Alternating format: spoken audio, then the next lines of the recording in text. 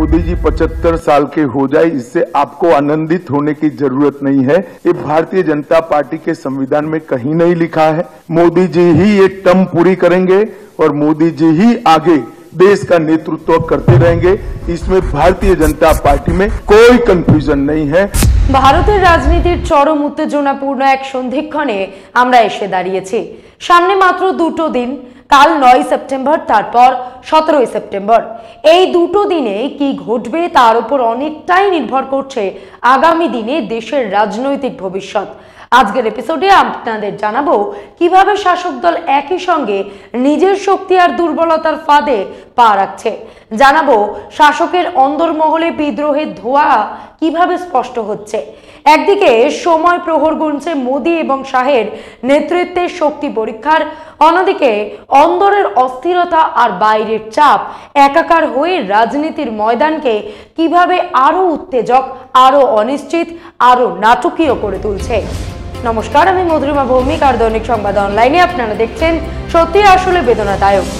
বিজেপির শীর্ষ মহলে নরেন্দ্র মোদী আর অমিত শাহের সম্পর্কের নতুন রসায়ন নিয়ে ইদানিং জল্পনা আর কানাঘুষো বেড়েই চলেছে, যেন কনফিউশন আর ধোঁয়াশার এক ঘেরাটো। এমন অবস্থা গত 11 বছরে কোনো দিন দেখা যায়নি। সাংসদ হন বা মন্ত্রী, মোদীজির ঘনিষ্ঠ হন বা বিজেপির বিক্ষুব্ধ শিবির, সবাই আজ দিল্লির দরবারে দুটি তারিখ নিয়েই গুঞ্জন করছে। প্রথম তারিখ 9 সেপ্টেম্বর, সেদিন উপরাষ্ট্রপতি নির্বাচন, বলা ভালো ভোটাভুটি। প্রশ্ন ঘুরপাক খাচ্ছে বিজেপির মধ্যে কতজন সাংসদ ক্রস ভোট করবেন, কতজন আড়ালে আবডালে খেলা দেখাবেন। দ্বিতীয় তারিখ বিশ্বকর্মা পুজোর দিন 17 সেপ্টেম্বর, যেদিন মোদীজি জীবনের 75 বছর পূর্ণ করবেন। বিজেপির অঘোষিত নিয়ম বলছে 75 পেরোলেই একজন নেতার অবসর নেওয়া উচিত, তা তিনি যতই বড় মাপের নেতা হন। 17 সেপ্টেম্বরকে ঘিরে শাসকের অন্দরে এমন কনফিউশন, কানাঘুষ ও জল্পনা তুঙ্গে উঠেছে যে প্রধানমন্ত্রী মোদীকে গুরুত্বপূর্ণ বিদেশ সফর বাতিল করে দিতে হয়েছে। আগামী 27 সেপ্টেম্বর নিউ ইয়র্কে আয়োজিত রাষ্ট্রপুঞ্জের সাধারণ সভার অধিবেশনে যোগ দেওয়ার কথা ছিল প্রধানমন্ত্রীর, কিন্তু শেষ মুহূর্তে যেমন নাটকীয় ছন্দে প্রধানমন্ত্রীর এই সফর বাতিল হয়েছে, গত 11 বছরে আর কখনো তেমনটা ঘটেনি। প্রধানমন্ত্রীর দূত হয়ে নিউ ইয়র্কে যাচ্ছেন বিদেশমন্ত্রী এস জয়শঙ্কর। সবচেয়ে তাৎপর্যপূর্ণ ছিল রাষ্ট্রপুঞ্জের সাধারণ পরিষদে সভায় মোদীর ভাষণ। সেই অধিবেশন যেখানে ডোনাল্ড ট্রাম্প বলবেন, ভ্লাদিমির পুতিন বলবেন, শি জিনপিংও বলবেন, অর্থাৎ দুনিয়ার তাবর তাবর নেতা যেই মঞ্চে মুখ খুলবেন, সেখানে আমাদের প্রধানমন্ত্রীরও বক্তৃতা দেওয়ার কথা ছিল। গত জুলাই মাসে প্রধানমন্ত্রীর দফতর থেকে মোদীর নিউ ইয়র্ক সফরের কথা কনফার্ম করা হয়েছিল। এমন ভূ রাজনীতির এমন মেগা মঞ্চে ভাষণ দেওয়ার সুযোগ থেকে মোদী আচমকা নিজেকে সরিয়ে নিলেন। বিটুইন দ্য লাইন্স আপনারাই বুঝুন, আমরা কোনো ভাবনা চাপিয়ে দিচ্ছি না। কথা হলো রাষ্ট্রপুঞ্জের সফর বাতিলেই কিন্তু এই নাটকে শেষ হচ্ছে না। লক্ষ্য করুন, 17 সেপ্টেম্বরের আগে মোদীজি একের পর এক কাজ কেমন দ্রুততার সঙ্গে সাঙ্গ করছেন। যেই সমস্ত কাজ অনেক দিন ধরে ঝুলেছিল, হঠাৎ এমন তাড়াহুড়ো কেন? কেন এত অমীমাংসিত বিষয় একসাথে গিলে ফেলতে চাইছেন তিনি? বিজেপির ভেতরে এখন সেই নিয়েই টান টান গুঞ্জন। মোদীজি হঠাৎ করেই এত দৌড়ঝাঁপ করছেন কেন? উদাহরণ হিসেবে ধরুন জিএসটির বিষয়টা। বছরের পর বছর ফাইল গহ্বরে পড়েছিল এই বিবাদ। মন্ত্রিসভায় সিদ্ধান্ত গ্রহণের তোয়াক্কা না করেই স্বৈর শাসকের মতন স্বাধীনতা দিবসের বক্তৃতা থেকে প্রধানমন্ত্রী জিএসটি কমানোর ঘোষণা করে দিলেন। এতে আদৌ কতটা কি দাম কমবে, আম জনতার কতটা সুরাহা হবে, এখনো অজানা। উল্টে বংশোদ্ভূত মিডিয়া থেকে এমন একটা পারসেপশন তৈরি করে দেওয়া হচ্ছে যাতে সাধারণ মানুষ ভাবতে শুরু করে দেন যে পরিবর্তিত জিএসটির সুবিধায় লাভের করি বরং আরো বেশি করে ঘরে তুলতে পারেন ব্যবসায়ীরা। কিসে কি হবে, বিমা থেকে বিমানের ভাড়া, মানুষ কতটা স্বস্তি পাবে, সে তো এই মাসের শেষেই পরিষ্কার হয়ে যাবে। কিন্তু আসল কথাটা হলো আচমকা এত বড় একটা পদক্ষেপ কেন নিলেন প্রধানমন্ত্রী? দ্বিতীয় সিদ্ধান্ত মোদীর মণিপুর সফর। ভাবুন তো, 29 মাস ধরে হিংসায় কবলিত রক্তাক্ত মণিপুরের একবারও যাওয়ার প্রয়োজন বোধ করেননি প্রধানমন্ত্রী। মণিপুর নিয়ে সংসদে হট্টগোল চলেছে, আন্দোলন রাজধানী দিল্লির রাস্তায় নেমে এসেছে, অথচ প্রধানমন্ত্রী মণিপুর নিয়ে একটিও শব্দ খরচ করেননি। আগামী 13ই সেপ্টেম্বর সেই মণিপুরেই যাচ্ছেন প্রধানমন্ত্রী, মানে 17ই সেপ্টেম্বরের মাত্র 4 দিন আগে। 75 শেষের আগে মোদির তৃতীয় সিদ্ধান্ত চীনের প্রতি দোস্তির হাত। একদিকে সীমান্তে চোখে চোখ রেখে দাঁড়িয়ে রয়েছে দুই দেশের সেনা, এমনকি অরুণাচল আর লাদাখ সীমান্তে ভারতীয় সৈন্য টহলদারিও করতে পারছেন না। অথচ 7 বছরের বিরতির পর মোদি হঠাৎ চীন সফর করে এলেন। এমনকি অপারেশন সিন্দুরে পাকিস্তানকে সাহায্য করার ব্যাপারে চীনা ভূমিকার প্রমাণ সামনে আসার পরও তবু সমস্ত ক্ষোভ সরিয়ে দিয়ে চীনের সঙ্গে বিবাদ মেটানোর একটা উদ্যোগ নিলেন মোদি। কেন? কারণ 17ই সেপ্টেম্বরের আগে সমস্ত ঝুলন্ত ফাইল গুটিয়ে নেওয়া চাই। তবে চতুর্থ পয়েন্টটা সবচেয়ে গুরুত্বপূর্ণ। গত কয়েক মাস ধরেই মোদি ধীরে ধীরে নিজের কাজের ভার সঁপে দিচ্ছেন নাম্বার 2-কে, অর্থাৎ অমিত শাহকে। সেটা সংসদ হোক বা রাজ্যসভায় মোদির হয়ে জবাব দেওয়া। অপারেশন সিন্দুরের মতন গুরুতর ইস্যুতেও অমিত শাহই মুখ খুলেছেন। প্রথমবার প্রধানমন্ত্রী নিজে নয়, তার জায়গায় অমিত শাহ উত্তর দিচ্ছেন সংসদের উচ্চকক্ষে।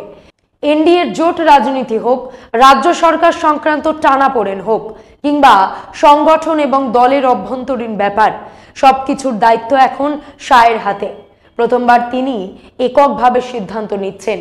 এই কারণেই দলে জোর গুঞ্জন শুরু হয়েছে, বিশেষত মোদি বিরোধী লবি, যেখানে একাধিক বড় মুখ আছেন। তাদের আলোচনার কেন্দ্র এখন একটাই প্রশ্ন: মোদি কি 75-এর নিয়ম মানবেন? কারণ বিজেপিতে এক অলিখিত বিধি হচ্ছে, যার বয়স 75 পেরিয়েছে বা 75 বছরে পৌঁছেছে তাকে চেয়ার ছাড়তেই হবে। উদাহরণ অজস্র। কর্ণাটকের আইকনিক মুখ ইয়েদুরাপ্পাকে গদিচ্যুত করা হয়েছিল। কলরাজ মিশ্র, যশবন্ত সিনহা, মুরলী মনোহর যোশী, এমনকি মোদির গুরু আদবানিকেও সরে দাঁড়াতে হয়েছিল। দীর্ঘ তালিকা টেনে আনা যায় অন্তত 20 থেকে 25 জন বড় নেতার নাম বলা যায়, যাদের 75 পেরোতেই গদি থেকে নামতে হয়েছে। 1950 সালে 17ই সেপ্টেম্বর জন্ম নরেন্দ্র মোদির। সেই হিসেবে আগামী 17ই সেপ্টেম্বর তার জীবনের 75 বছর পূর্ণ হবে। मैं जब मर जाऊंगा तभी पहले लोग पत्थर मार के देखेंगे कि सचमुच मर गया। मत तो ऐसा बना ले 75 वर्ष का आपने किया, लेकिन मैं इसका अर्थ जानता हूँ। 75 वर्ष की साल जब उड़ी जाती है तो उसका अर्थ ये होता है कि अब आपकी आयु हो गई, अब जरा बाजू हमको करने। এই মুহূর্তে লক্ষ কোটি টাকার প্রশ্ন: মোদিজি কি দলের এই 75-এর লক্ষণ রেখা মেনে চলবেন, নাকি ব্যতিক্রম রচনা করবেন?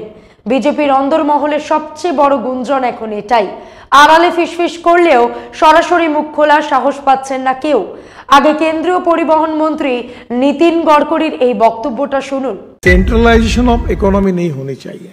धीरे धीरे गरीब बढ़ते जा रहे हैं और कुछ धनवान लोगों के हाथ में संपत्ति का केंद्रीयकरण हो रहा है, वो भी नहीं होना चाहिए।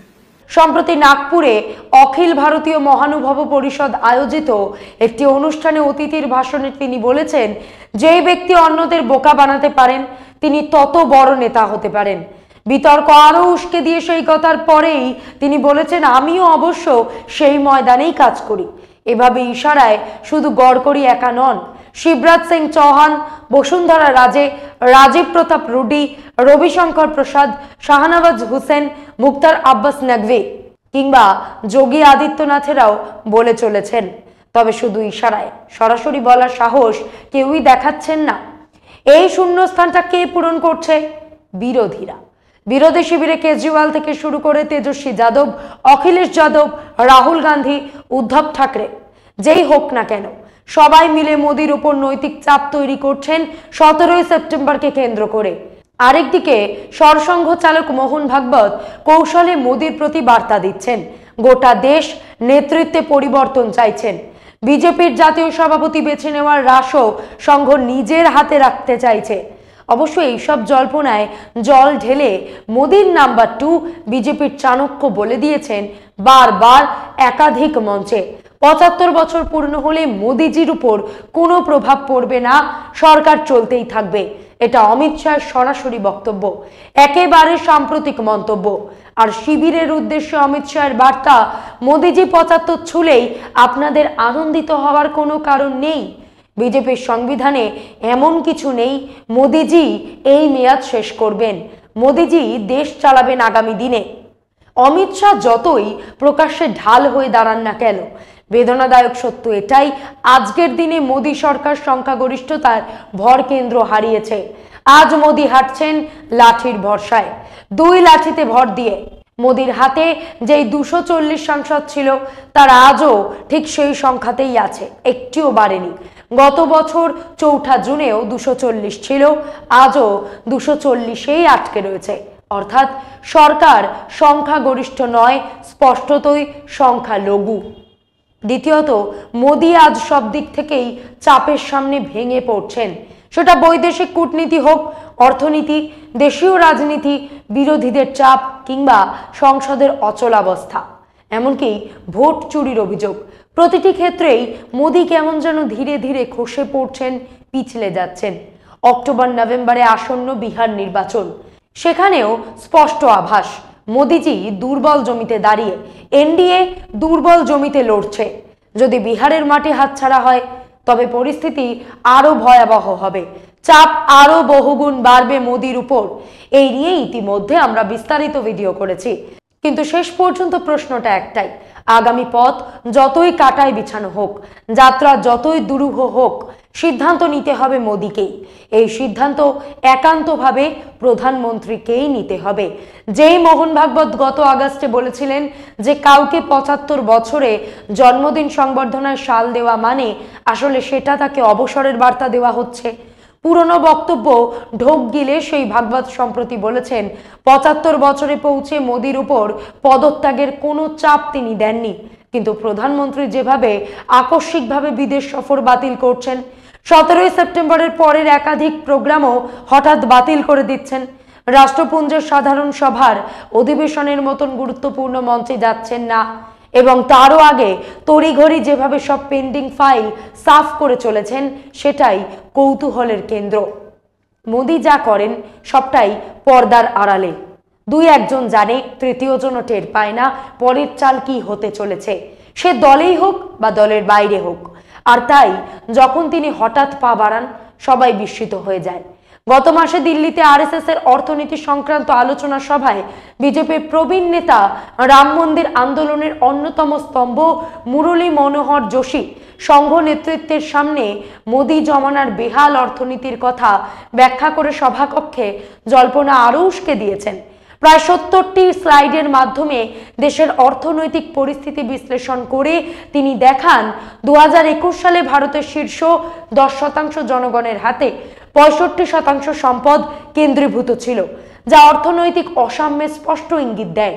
তথ্য সামনে রেখে যোশীজি বলেন, ভারতের মাথাপিছু জিডিপি মাত্র $2,878.5, যা জাপানের $33,955.7 তুলনায় অনেকটা কম। আরএসএস প্রধান মোহন ভাগবত যোশীর বক্তব্যকে সমর্থন করেছেন। যোশীজি যখন মোদিনমিক্সের কঙ্কাল ব্যাখ্যা করছেন, তখন সেখানে উপস্থিত মোহন ভাগবত, দত্ততেও হোসবালে, কৃষ্ণ গোপাল, সিআর মুকুন্দ, অরুণ কুমার, রামদত্ত চক্রধর, অতুল লিমাই, অলোক কুমারের প্রথম সারির নেতৃত্ব। এই নিয়ে ইন্ডিয়ান এক্সপ্রেসে সবিস্তারে প্রতিবেদনটি লক্ষ্য করুন। গুজরাটি লবির দাক্ষিণ্যে দেশের চকচকে জিডিপির আড়ালে অর্থনীতির যে ছবিটা যোশীজি তুলে ধরেছেন, এটাই আসল ভেতরের খবর। গত 3 বছর ধরে মোদি দলের কোনো সাধারণ সাংসদকে অ্যাপয়েন্টমেন্ট পর্যন্ত দেননি। এখন তার আশঙ্কা হচ্ছে, না জানি তারা 9 তারিখে কে কি খেলা দেখিয়ে দেবেন। আসলে 9 তারিখ পেরোলেই মোদির অ্যাসিড টেস্ট শুরু হবে। আজ 8 তারিখ রাত্রে মোদি নিজের লোক কল্যাণ মার্গের বাসভবনে দলের সাংসদদের নৈশভোজে ডেকেছেন, কিন্তু তাতেও প্রশ্ন থেমে নেই। কি হতে চলেছে? সত্যিই কি মোদি পদত্যাগ করবেন, নাকি শুধু গুজব ছড়িয়ে দেওয়া হয়েছে? কারণ তিনি হঠাৎই সফর বাতিল করেছেন। 17 তারিখের আগে প্রধানমন্ত্রীর সর্বশেষ অফিসিয়াল অনুষ্ঠান 15 সেপ্টেম্বর। ওই দিন বিহারের পূর্ণিয়ায় ব্রিটিশ আমলে তৈরি বন্ধ পড়ে থাকা বিমানবন্দরকে ফের চালু করার কথা প্রধানমন্ত্রীর।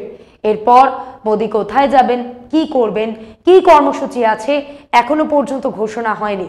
17 সেপ্টেম্বর জন্মদিন তিনি কোথায় পালন করবেন, বিজ্ঞান ভবনে নাকি প্রধানমন্ত্রীর বাসভবনে নাকি গান্ধীনগরে গিয়ে, আমরা জল্পনার পাখায় পা রাখছি না, বরং ঘটনাটা বোঝার চেষ্টা করছি। এই মুহূর্তে নরেন্দ্র মোদী যেন 3 রাস্তার মোড়ে দাঁড়িয়ে, তার সামনে 3টি পথ 3 দিকে চলে গেছে। এক, স্বেচ্ছায় গদি ছাড়ার নাটকীয় সিদ্ধান্ত। 17 সেপ্টেম্বরে মোদী ঘোষণা করছেন যখন আডবাণীজি, যশবন্ত সিনহা, মুরলী মনোহর যোশী, ইয়েদুরাপ্পা, কলরাজ মিশ্র সবাইকে 75-এর পর সরে যেতে হয়েছে, তখন আমিও নিয়ম মানছি। এমনটা বাস্তবে হলে মোদী বিজেপির ইতিহাসে নিয়ম মেনে চলা সর্বশ্রেষ্ঠ নেতা হিসেবে চিরভাস্বর হয়ে থাকবেন। মোদীর এমন সিদ্ধান্তে বিরোধীরা আরও বিপাকে পড়ে যাবেন, কারণ যাকে সরানোর জন্য তাদের এত কৌশল সব এক ধাক্কায় চুপসে যাবে। অবশ্য তারপরেই শুরু হবে হোয়াট নেক্সট পালা। অমিত শাহ, নীতিন গডকরি নাকি যোগী আদিত্যনাথ, 3 বিকল্পের মধ্যে সংঘ কাকে বেছে নেবে? লক্ষ কোটি টাকার প্রশ্ন। মোদীর সামনে রাস্তা নম্বর 2, ক্ষমতাকে আরো আঁকড়ে ধরা, 75-এর গল্পটাকে ধর্তব্যের মধ্যেই না আনা, মুখে কিছু না বলেও বুঝিয়ে দেওয়া 75 কোনো নিয়ম নয়, শুধু একটা সংখ্যা। আমি দেশ চালাচ্ছি, চালিয়ে যাব। এতে তিনি সরাসরি সংঘের বার্তাকেও অগ্রাহ্য করতে পারবেন। বিরোধীরা বলবে, দেখো কথা দিয়ে কথা রাখেনি। বিজেপির ভেতরে যারা মোদীর অবসরের অপেক্ষায় ছিলেন তারা হতাশ হবেন, কিন্তু প্রকাশ্যে মুখ খুলতে পারবেন না। সরকার টিকে থাকবে, কিন্তু অভ্যন্তরীণ চাপ এবং বিরোধিতা আরও বেড়ে যাবে। মোদীর সামনে রাস্তা নম্বর 3, অর্ধেক সরে গিয়ে ছায়াশক্তি হয়ে থাকা। 17 সেপ্টেম্বর তিনি আনুষ্ঠানিকভাবে বলতে পারেন, আমি 75 পেরোলাম, তাই দলের প্রধান মুখ আর থাকবো না, তবে দেশের জন্য কাজ চালিয়ে যাব। সরকার চলবে আমার নেতৃত্বে, কিন্তু দৈনন্দিন কাজ এখন থেকে অমিত শাহ সামলাবেন। এটা করলে এক ঢিলে 2 পাখি মরবে। তিনি সংঘের নিয়ম মানছেন বলেও প্রমাণ করতে পারবেন, আবার প্রকৃত ক্ষমতা নিজের হাতেই কুক্ষিগত করে রাখবেন। বিরোধী শিবিরও বিভ্রান্ত হয়ে পড়বে যে মোদী আসলে আছেন না নেই। বিহারে নীতিশ বিজেপি জোটের হার হলেই আঘাত প্রত্যাঘাতের ঝড় উঠবে। মোদীর কারিশমা বিরাট প্রশ্নের মুখে পড়বে। সেই সুযোগের সদ্ব্যবহার করবেন চন্দ্রবাবু নাইডু। তিনি কি করতে পারেন তা নিয়েও আমরা ইতিমধ্যে পূর্ণাঙ্গ এপিসোড করেছি। আমরা শুধু স্পেকুলেশন ব্যাখ্যা করছি, আপনাদেরও ভাবাতে চাইছি। সবশেষে প্রশ্ন, কখন, কোথায়, কিভাবে? দর্শক বন্ধুরা, আপনারা চোখ রাখুন, কারণ এটি খুব তাড়াতাড়ি নির্ধারিত হয়ে যাবে। 1, শাসনতন্ত্রের অভ্যন্তরীণ ভারসাম্য, 2, বিজেপির ভবিষ্যতের নেতৃত্ব এবং 3, জাতীয় রাজনীতির পরবর্তী মোড়। শাসকের কক্ষে অগ্নিশিখা জ্বলছে এবং খেলাটা এখন তীব্র নাটকীয়। শেষ কবে, কিভাবে খেলা শেষ হবে, এটাই এই মুহূর্তের সবচেয়ে বড় রহস্য। আজ এই পর্যন্তই। এমন আরো বিষয় জানতে অবশ্যই সাবস্ক্রাইব করুন, লাইক, কমেন্ট আর শেয়ার করুন। দেখতে থাকুন দৈনিক সংবাদ, শুধু না আমি যথেষ্ট।